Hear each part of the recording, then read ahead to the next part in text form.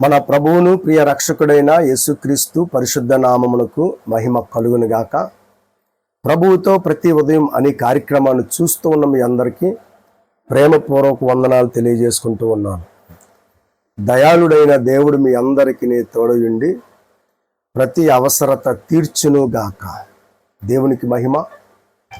దేవుని బిడ్డలారా, ఈ మంచి ఉదయకాల సమయంలో మరొకసారి ఈ కార్యక్రమాన్ని ప్రారంభించడానికి దేవాది దేవుడు చూపించినటువంటి ఇక విశేషమైన కృపను బట్టి ఆయన ఉన్నతమైన నామానికి మహిమ కలుగునుగాక.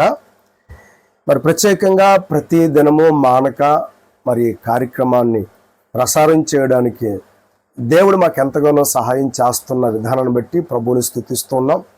మా కోసం మీరు అనుదినము కూడా ప్రార్థిస్తున్నందుకు మరొకసారి ప్రత్యేక వందనాలు తెలియజేసుకుంటూ ఉన్నాను. దేవుడు మీ ప్రతి అవసరతను తీర్చేవాడై ఉన్నాడు. దేవునికి మహిమ. ఈ దినం దేవుని వాక్యాన్ని మనం ధ్యానం చేసుకుందాం. ఈ ఉదయకాల సమయంలో మనం ఆరాధిస్తున్న దేవుడు, మనం గణపరుస్తున్న దేవుడు అన్ని విషయాలలో ఆదుకునే దేవుడై ఉన్నాడు. అన్ని విషయాలలో ఆదుకుని ఆదరించి నడిపించే దేవుడై ఉన్నాడు. దేవునికి మహిమ. తన ప్రజల పట్ల ప్రేమ కలిగినటువంటి కార్యాలు చేసేవాడై ఉన్నాడు. అన్ని విషయాలలో ఆదుకునే దేవుడు తన ప్రజలను, తన పిల్లలను విడిచిపెట్టకుండా అన్ని విషయాలలో వారిని ఆదుకుని ఆదరించి ప్రేమ కలిగినటువంటి కార్యాలు చేసేవాడు మనం ఆరాధిస్తున్న ప్రభు. దేవుని వాక్యంలో అనేకుల ఎడల ఆయన ఉన్నతమైన కార్యాలు చేశారు. ఈ కార్యక్రమాన్ని చూస్తున్న దేవుని బిడ్డ, నీ పట్ల కూడా ప్రభువు ఘనమైన కార్యాలు చేస్తాడు. కనుక తన ప్రజల పట్ల ప్రేమను కనుపరుస్తూ ప్రేమ కలిగినటువంటి కార్యాలు, ఉన్నతమైనటువంటి కార్యాలు చేస్తూనే తన పిల్లలను నడిపిస్తాడు ఆయన. కనుక అన్ని విషయాలలో ఆదుకునే దేవుడు మన ప్రతి అవసరతలను కూడా తీర్చేవాడై ఉన్నాడు. ఇందాక మనం అనుకున్నాం కదా, అన్ని విషయాల్లో ఆదుకోవడం. అవును, మన అవసరతలు తీరుస్తాడు ఆయన. వాక్యంలో మనం చూసుకున్నట్లయితే ఫిలిప్పీయులకు రాసిన పత్రిక 4వ అధ్యాయం 19వ వాక్యం చదువుకున్నట్లయితే, కాగా దేవుడు తన ఐశ్వర్యము చొప్పున క్రీస్తు యేసునందు మహిమలో మీ ప్రతి అవసరత తీర్చును. దేవుని బిడ్డలారా, తన ప్రజల అవసరతలను తీర్చే దేవుడు ఆయన. తన ప్రజలకున్న అవసరతలను, అక్కర్లను ఆయన తీరుస్తాడు. ఇశ్రాయేలీయులు అరణ్యంలో ప్రయాణం చేస్తూ ఉన్నప్పుడు వారికి కావలసినవన్నీ దేవుడు సమకూర్చాడు. అవసరతలు, ఆహారం, నీళ్లు, ఏమండి ఎండ దెబ్బ తగలకుండగా, ఏమండి రాత్రి అగ్నిస్తంభం, పగలు మేఘస్తంభం, వారికి కావలసినవన్నీ కూడా, వారి అవసరతలన్నీ కూడా ఎరిగిన దేవుడు వారికి ఏ లోటు లేకుండా అన్ని విషయాలలో దేవుడు వారిని ఆదుకుని వాగ్దాత దేశమైనటువంటి పాలు తేనెలు ప్రవహించే దేశంలోనికి నడిపించేంత వరకు కూడా చెయ్యి పట్టుకుని, మరి చిన్న కుమారుని తన తండ్రి చెయ్యి పట్టుకుని ఎలాగైతే నడిపిస్తాడో తన పిల్లల్ని నడిపిస్తూ వారి అవసరతలన్నీ కూడా తీర్చాడు ఆయన. పరిశుద్ధ గ్రంథంలో అనేకమైన విషయాలు రాయబడ్డాయి. కనుక దేవుడు తన పిల్లల యొక్క అవసరతలను తీరుస్తాడు. నువ్వు ఆయనకు కుమారుడిగా, కుమార్తెగా నువ్వు ఉంటే, ఆయన నీకు తండ్రిగా ఉండి నీ అవసరతలను తీరుస్తాడు ఆయన. కనుక అన్ని విషయములలో ఆదుకునే దేవుడు ప్రేమతో అవసరతలన్నీ తీరుస్తాడు. అది ఎలాంటి అవసరమైనా, ఒకవేళ బిడ్డల చదువుల కోసం ప్రభువును వేడుకుంటే, లేదా బిడ్డలకి వివాహం కోసం, లేదా వారికి ఒక మంచి భవిష్యత్తు కోసం, లేదా ఒక మంచి గృహం నిర్మించుకోవడం కోసం, ఆత్మీయంగా మరింత ప్రార్థనా జీవితం కలిగి ఆత్మీయంగా మరింత లోతుగా దేవుని కోసం అడుగులు వేయాలని ఇలా నువ్వు ఆశ కలిగిన ప్రతిదీ కూడా దేవుడు ఏం చేస్తాడంటే ప్రతి అవసరతలను కూడా ఆయన తీరుస్తాడు. కనుక దేవుడు విడిచిపెట్టేవాడు కాదు. నీ అవసరతలు నెరిగిన దేవుడు. నువ్వు ఆయనకు మొరపెట్టినప్పుడు ఆయన నీ అవసరతలన్నీ కూడా తీరుస్తాడు. దేవునికి స్తోత్రం కలుగునుగాక. రెండవదిగా దేవుని ప్రియులారా, 46వ కీర్తనలో రాయబడింది కదా. 46వ కీర్తన 1వ వాక్యంలో చక్కటి మాట రాయబడింది. చూడండి, దేవుని వాక్యములో 41వ కీర్తన 46వ కీర్తన 1వ వాక్యం. దేవుడు మనకు ఆశ్రయమును దుర్గమునై ఉన్నాడు, ఆపత్కాలములలో ఆయన నమ్ముకొనదగిన సహాయకుడు. దేవునికి స్తోత్రం. ఆపదల్లో ఆదుకునేవాడైనా. రెండవదిగా ఆపదల్లో ఆదుకుంటాడు ఆయన.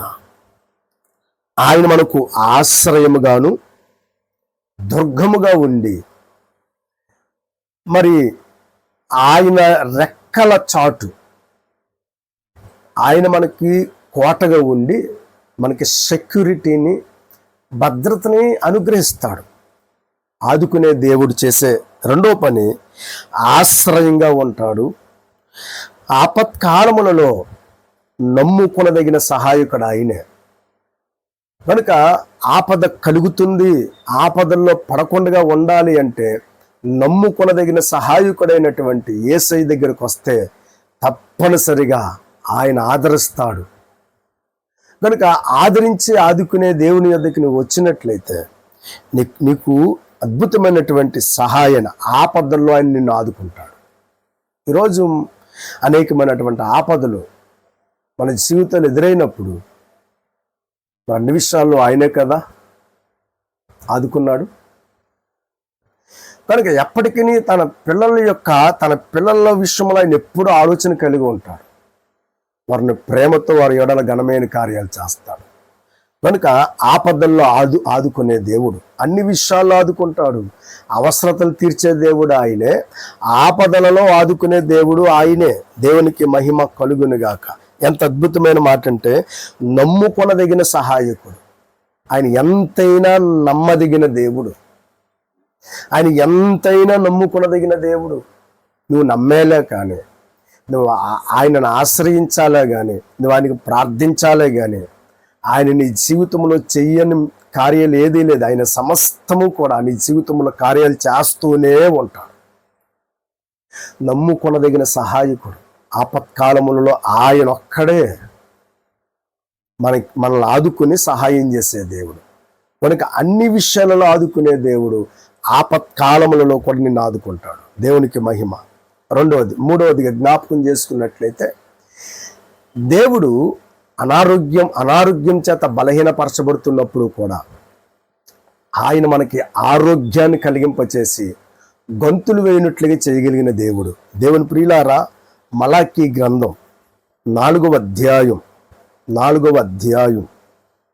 2వ వాక్యం చదువుకున్నట్లయితే, అయితే నా నామమందు భయభక్తులు గలవారగు మీకు, దేవునికి మహిమ కలుగునుగాక, నీతి సూర్యుడు ఉదయించును, అతని రెక్కలు ఆరోగ్యము కలగజేయును. హల్లెలూయా. దేవుని బిడ్డలారా, ఈ ఉదయకాల సమయంలో యేసుక్రీస్తు ద్వారా ఆరోగ్యం, ఆయన రెక్కలు అంటే ఆయనను ఆశ్రయించే వారిని దేవుడు ఆదుకుంటాడు, వారికి ఆరోగ్యాన్ని అనుగ్రహిస్తాడు. దేవుని ప్రియులారా, ఆత్మీయ రోగమైన, మానసిక రోగమైన, భౌతిక రోగమైన యేసులో ఏముందంటే నివారణ ఉంది. పాపరోగానికి యేసయ్య దగ్గర మందు ఉంది. ఆయన ద్వారానే ఆరోగ్యం. పాపానికి విరుగుడు యేసుక్రీస్తు ద్వారానే. దేవుని ప్రియులారా, మరి పాపరోగానికి మందు యేసు రక్తమే. ఆ రక్తం ద్వారా నీతిమత్వాన్ని కలిగింపజేసి సమాధానాన్ని, నెమ్మదిని, ఆరోగ్యాన్ని ఆయన ప్రసాదిస్తాడు. దేవునికి మహిమ కలుగునుగాక. అన్ని విషయాలలో ఆరోగ్యవంతుడిగా ఆయన ఉంచుతాడు. ఆయన యందు భయభక్తులు కలిగి ఉన్నప్పుడు, ఆయనను ఆశ్రయిస్తూ ఉన్నప్పుడు, ఆయన సన్నిధానములో ఆయన రెక్కల నీడన మనం ఆయనను ఆశ్రయించినప్పుడు ఆరోగ్యాన్ని కలిగింపజేస్తాడు. అవసరతలు తీర్చే దేవుడు, ఆపదల్లో నుండి లేదా ఆపదలలో ఆదుకునే దేవుడు. దేవుని ప్రియులారా, ఆరోగ్యము కలగజేసే దేవుడు. అన్ని విషయాలలో ఆదుకుంటాడు కదా మరి ఆయన. కనుక ఎలాంటి పరిస్థితులను ఉన్నప్పటికీ కూడా యేసునాథుని చరణ జోస్తే, యేసయ్యను వేడుకుంటే, ఆయనను ఆశ్రయించినట్లయితే, విశ్వాసంతో ప్రార్థన చేసినట్లయితే దేవుడు వెనువెంటనే నీ జీవితంలో కార్యాలు చేయడానికి ఆయన ఎప్పుడు కూడా సిద్ధంగా ఉంటాడు. ప్రభువు కొరకు నువ్వు 1 అడుగు ముందుకేస్తే నిన్ను రక్షించడానికి ఆయన 10 అడుగులు ముందుకేస్తాడు. దేవుని ప్రియులారా, ఉదాహరణకి పరిశుద్ధ గ్రంథములో లూకా సువార్త 15వ అధ్యాయంలో మరి తండ్రిని విడిచి దూరదేశం వెళ్ళిపోయినటువంటి కుమారుడి విషయం చూడండి. అన్ని పోగొట్టుకున్నాడు, కానీ తండ్రి తన కుమారుడు కోసం ఎదురు చూస్తూనే ఉన్నాడు. ఉదయకాల సమయంలో లోబడిన వాళ్ళని జనుల వైపు ప్రభు ఎప్పుడు 2 చేతులు చాపుతూ ఉన్నాడు. వాళ్ళకి సహాయం చేయాలని, వాళ్ళని ఆదుకోవాలని ప్రభు ఆశ. వాడికి అన్నీ పోగొట్టుకున్నాడు. ఒక దినాన్ని అతనికి బుద్ధి వచ్చింది, అయ్యో నా తండ్రి వద్దకు వెళ్ళిపోవాలనుకున్నాడు. మరి తండ్రి వద్దకు వస్తూ ఉన్నాడు. కుమారుడు అల్లంత దూరం ఉండగానే తండ్రి తన కుమారుని చూశాడు. నడవలేని స్థితిలో నడుస్తూ వస్తూ ఉంటే ఏమండి, మరి ఈ యొక్క తన తండ్రి పరిగెత్తుకుంటూ వెళ్ళి కౌగులించుకుని ముద్దు పెట్టుకున్నట్లుగా వాక్యంలో చూస్తున్నాం. దేవుని వాక్యం మనం ఒకసారి జ్ఞాపకం చేసుకున్నట్లయితే లూకా శుభవార్త 15వ అధ్యాయం, అక్కడ ఒక మాట జ్ఞాపకం చేస్తాను చూడండి. 15వ అధ్యాయం